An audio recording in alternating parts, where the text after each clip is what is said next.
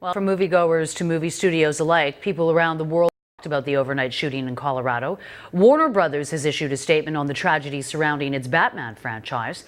The studio says it is deeply saddened to learn about the shocking event. We extend our sincere sympathies to the families and loved ones of the victims at this tragic time. And for more on the reaction from Hollywood, we're joined by film critic and columnist for JoeBlow.com, Chris Bumbray.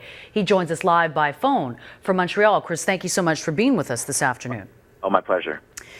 So as we just pointed out, this is obviously bad for the Batman franchise. As part of that franchise, with the release of this summer blockbuster movie, all kinds of screenings and premieres are planned. Last night's obviously is not the only one. How are they affected by this? Well, they've already pulled their plans for the premiere in France. All the red carpet has been canceled. They're not doing any interviews, any roundtables. Warner's also they haven't. I don't think they have many plans to pull the film itself. But there was a trailer attached to the movies for a film called Gangster Squad, which, in a really strange, sad coincidence, actually has a shot in the trailer of a shootout in a movie theater. Warner Brothers immediately pulled all the trailers for that out of theaters. So it doesn't seem like it's affecting business that much if you go to some of the websites that track the box office data. But it's just a shocking, terrible thing. It sure is, and already the suspect has been given the name by some in the American media. I've been watching the reports throughout the day. The Joker. Some are making comparisons to that character in the movie. Why might those comparisons be made? Do you know?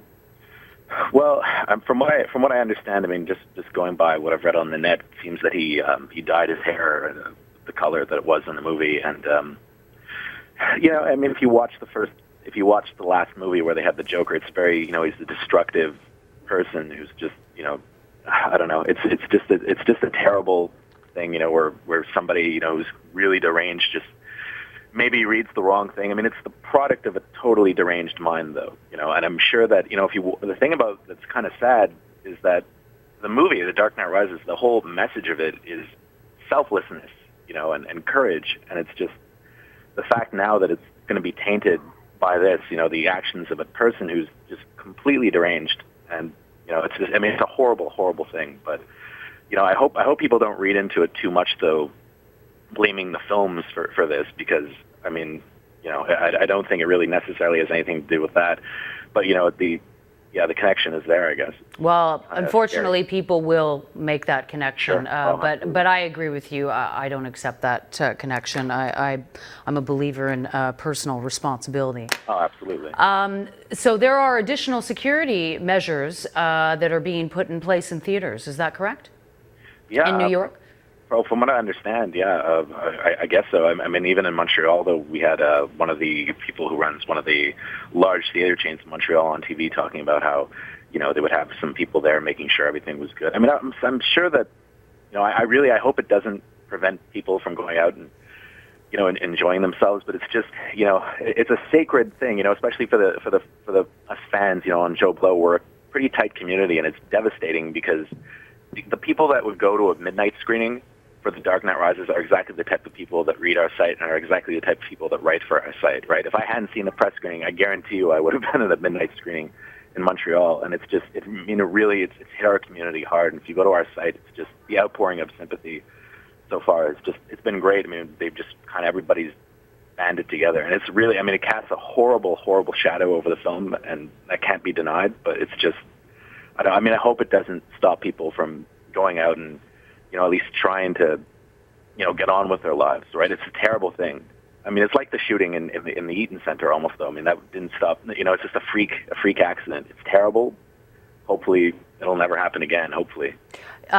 Regarding the outpouring of sympathy, we read at the outset of this interview that statement that was issued by Warner Brothers. Mm-hmm. I don't know if any of the actors and actresses in this film have reacted publicly. Especially, the leading members of the film must be horrified.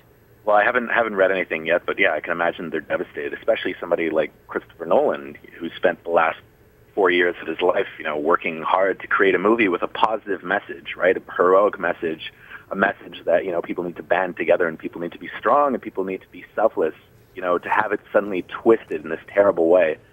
and now a shadow over the film. I mean, it's gotten unanimously positive reviews.